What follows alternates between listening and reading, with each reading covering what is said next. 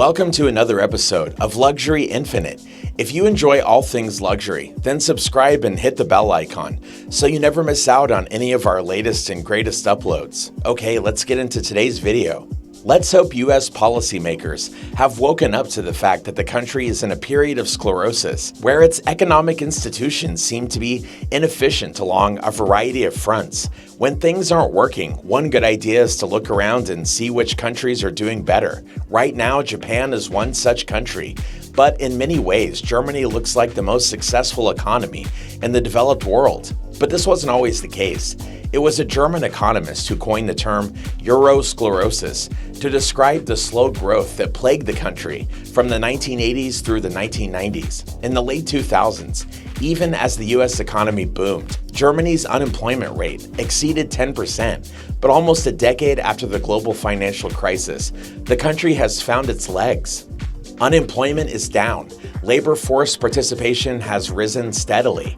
Wages have gone up as well, outpacing the U.S. since the 1990s and looking healthy in recent years. This stellar performance comes even as Germany faces many of the same challenges as other rich countries. Its fertility rate is low, just 1.38 children per woman, even lower than Japan, and its population is slowly shrinking. That means that a smaller and smaller base of German workers has to support a growing number of retirees. Germany also hasn't escaped the global productivity slowdown. Like other rich countries, it's struggling to produce more from the same amount of resources.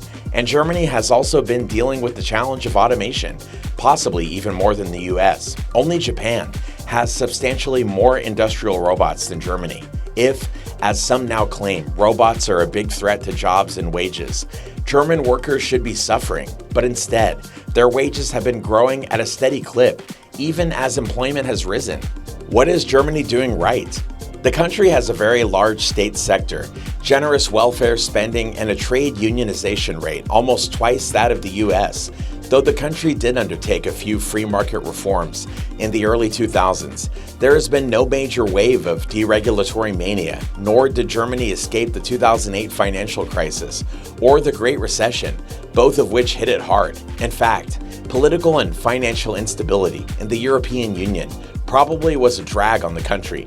A new article by economists Christian Dussmann and Brent Fitzenberger, Uda Schoenberg, and Alexander Spitz-Oner proposes a theory for the German revival. Essentially, they say it's all about exports and unions. The authors note that Germany's exports have increased steadily. Though the country accounts for less than 5% of global output, it has about 9% of world exports. Sales to other countries account for about half of Germany's gross domestic product, more than twice as much as for China. So, why is Germany such an export powerhouse? Dussmann et al.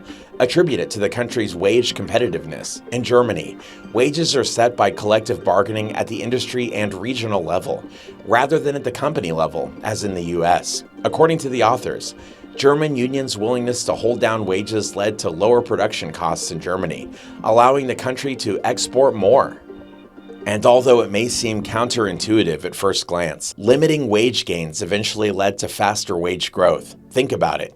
Companies deciding where to produce things have to base their decisions not just on today's wage level, but on their expectations of future wage changes. German unions' willingness to contain or forego raises in bad times could act as an insurance policy for companies in good times, making them feel safer about building expensive factories and making risky long-term investments in the country. But there are also other more troubling explanations for Germany's performance. The country's exports have not been matched by imports. Germany runs a very large trade surplus. Under normal conditions, economists believe that if a country runs a trade surplus, its exchange rate should rise to cancel out some of the imbalance. But Germany is part of the Eurozone, most of which is in an economic slump. That slump holds down the euro's exchange rate against that of many other countries, making German exports cheap. Also, the unified currency doesn't allow the exchange rates of slower growing countries such as Greece or Spain to fall against Germany, meaning that Germany gets a boost to exports within Europe. Some of Germany's export competitiveness, then, might be coming at the expense of other countries, and some might depend on other European nations being in a slump. Those advantages would be either unhealthy or temporary. But if Germany's success really is due to its unique method of collective bargaining, other countries, especially those with large, persistent manufacturing trade deficits, such as the US, should think about ways to emulate the German system's advantages.